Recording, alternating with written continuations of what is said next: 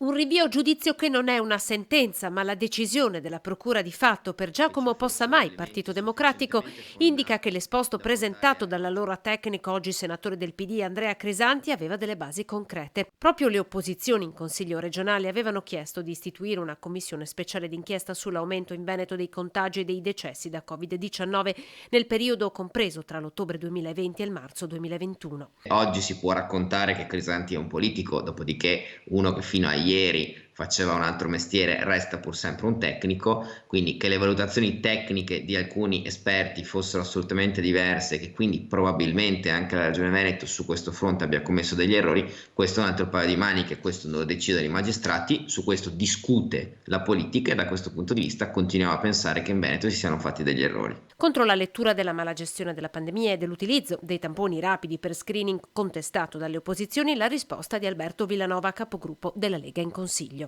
Mi si deve spiegare come mai gli stessi identici tamponi, tra l'altro anche della Abbott, quelli che vengono criticati da Crisanti, sono stati usati dai governi dove il PD era dentro, col governo Conte 2 e col governo Draghi. Eccessivo per Possamai l'uso dei tamponi per gli screening, soprattutto nelle case di riposo. Utilizzo, ribatte Villanova, fatto ampiamente dallo stesso Crisanti quando fu chiamato a gestire l'emergenza in Sardegna. Esprimersi oggi è prematuro, chiarisce Tommaso Razzolini, Fratelli d'Italia. La regione finora non si è costituita parte civile. Noi aspettiamo appunto che la giustizia farà il suo corso e quindi siamo garantisti fino alla fine, finché non ci sarà un giudizio.